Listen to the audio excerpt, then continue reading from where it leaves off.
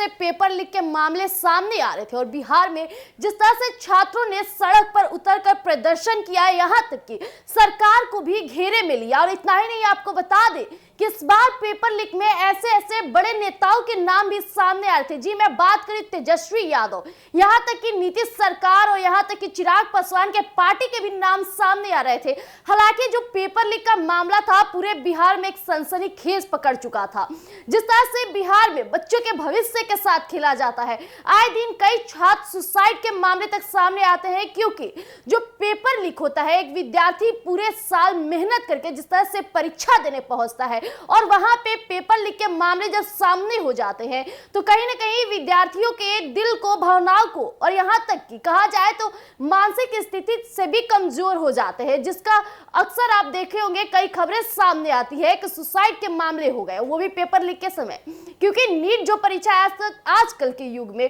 कई विद्यार्थी नीट के परीक्षा के लिए बाहर देशों में जाकर के पढ़ाई करते हैं, यहां तक कि गांव के लोग गांव से निकल करके बाहर शहरों में जाकर जिस तरह से पढ़ाई कर रहे हैं और नीट की परीक्षा के लिए वो खुद को तैयार कर रहे हैं, और जब पेपर लीक के मामले सामने आ जाते हैं तो एक विद्यार्थी को उसका पूरा बैकग्राउंड, पूरे फैमिली के जो भी पैसे लागत लगाए हैं उसका पूरा हिसाब देना रहता है। हालांकि जिस तरह से पेपर लीक मामले में सरकार का नाम आता है, जिस तरह से नीतीश सरकार का भी नाम सामने आता है, इसी बीच बहुत बड़ी खबर आ रही है कि सीएम नीतीश ने बहुत अच्छा फैसला ले लिया है। जिस तरह से आए दिन बिहार में पेपर लीक के मामले सामने आते रहे, जिस तरह से सीएम नीतीश को टारगेट किया गया कि वो बिहार में शिक्षा की बात करते हैं,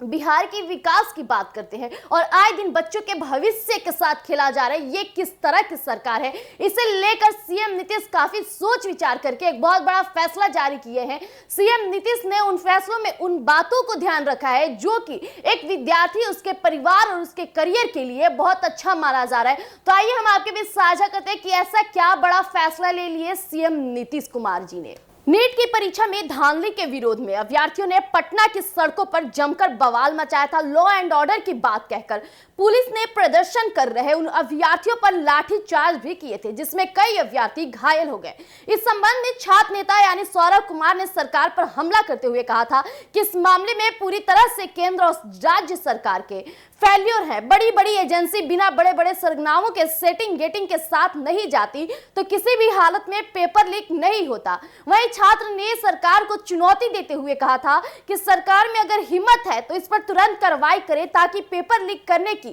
कोई हिम्मत ना कर सके। और इन प्रदर्शन से सरकार की हो रही किरकिरी से बचने के लिए नीतीश कुमार की सरकार ने एक नया कानून लाई है, जिससे लेकर के और वो काफी चर्चे में है। हालांकि आपको बता दें कि सीएम नीतीश जो है इस तरह से पेपर लीक के मामले के बाद काफी ज्यादा परेशान हुए थे और सीएम नीतीश ने कैबिनेट की बैठक में प्रतियोगी परीक्षाओं को लेकर भी एक ठोस निर्णय लिया है। उन्होंने कहा कि सरकारी नौकरियों में नियुक्ति के लिए आयोजित और प्रतियोगी परीक्षाओं में पूर्ण पारदर्शिता बनी रही और परीक्षा में किसी भी प्रकार की अनियमितता और प्रश्न पेपर यहां तक कि लीक ना हो, इसको लेकर एक सख्त कानून बनाया जाएगा। उन्होंने ये भी कहा कि आगामी विधानसभा के सत्र से इससे संबंधित एक प्रस्ताव लाई गई, जिसके बाद किसी भी प्रतियोगी परीक्षाओं में कोई भी अनियमितता नहीं होगी। उन्होंने ये भी बात का जिक्र किया था कि उसके पारित होने के बाद किसी भी सूरत में प्रश्न पेपर लीक नहीं होगा। इतना ही नहीं, नीतीश सरकार ने बहुत बड़े कानून को जिस तरह से बिहार में लाया है, इसे लेकर हर कोई उनकी प्रशंसा कर रहा है।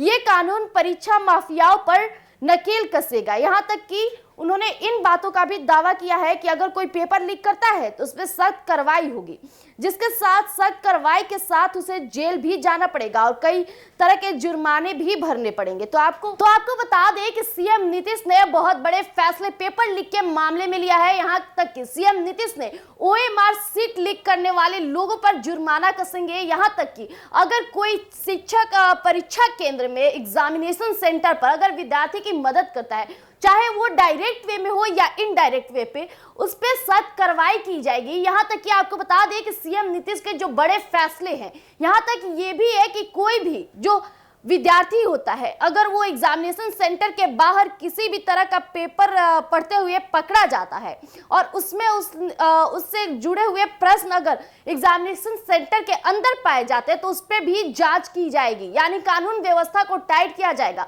चाहे वो एग्जामिनेशन सेंटर के बाहर हो या अंदर हो। हालांकि जिस तरह से पेपर बन करके आते हैं, अब एग्जामिनेशन सेंटर को पहले अच्छे तरह से खंगाला जाएगा, यहाँ तक कि जितने भी शिक्षक मौजूद रहेंगे उनका आईडी कार्ड से लेकर आधार कार्ड सारे जब्त किए जाएंगे और जिस तरह से जांच की जाएगी वो देखने लायक होगी। हालांकि सीएम नीतीश चाहते हैं कि बच्चों की भविष्य के साथ बिल्कुल ना खेला जाए, अगर कोई पकड़ाता भी है तो उस पे ना सिर्फ नजरअंदाज किया जाएगा बल्कि उसके खिलाफ सख्त कार्रवाई की जाएगी। जुर्माना भरने की भी बातें सामने आ रही है कि अगर कोई शिक्षक पकड़ा जाता है तो उसे जुर्माने के साथ साथ उस पे ऐसी कार्रवाई होगी कि वो अगले पद यानी कि अगले कई सालों से शिक्षक पद पर उसे नियुक्ति नहीं किया जाएगा, यानी कि शिक्षक के पदान से उसे हटा दिया जाएगा।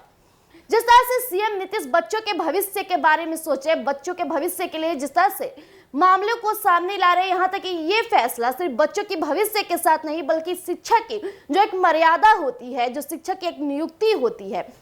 जब शिक्षक एक पद पर नियुक्त होता है तो उसे ना सिर्फ अपने फायदे की बात सोचनी चाहिए बल्कि बच्चों की भविष्य के बारे में भी सोचनी चाहिए। हालांकि इसको मद्देनजर रखते हुए सीएम नीतीश ने जो भी अहम फैसले लिए वो काबिले तारीफ है। हालांकि बिहार में अब हो रहे पेपर लीक के मामले सामने नहीं आएंगे, इस पे जल्द कार्रवाई की जा रही है और जिस सख्ती से की जा रही है वो आपके बीच है।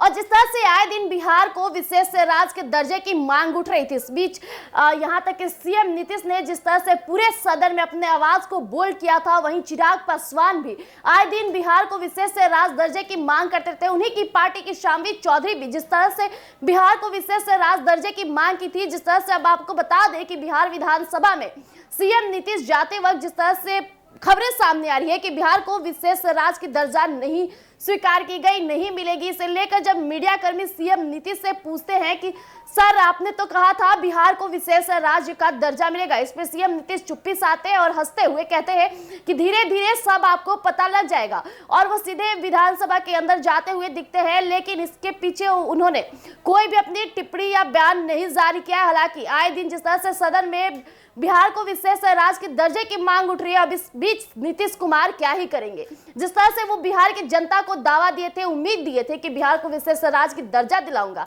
हालांकि उस पे अब रोक लग गई है और जिस तरह से सीएम नीतीश अपने चेहरे को छुपा रहे हैं, यहाँ तक कि सिर्फ वो मजाकी तौर पे धीरे धीरे इंतजार करिए सब पता चल जाएगा, इतना ही कहकर वो बिहार विधानसभा के अंदर चले जाते हैं। लेकिन क्या होगा आगे, क्या कुछ कहना होगा सीएम नीतीश का, किस तरह से वो मीडिया कर्मियों के सामने, जनता के सामने आएंगे, ये देखना दिलचस्प होगा। तब तक के लिए आप बने रहिए एक न्यूज़ 24 पर। धन्यवाद।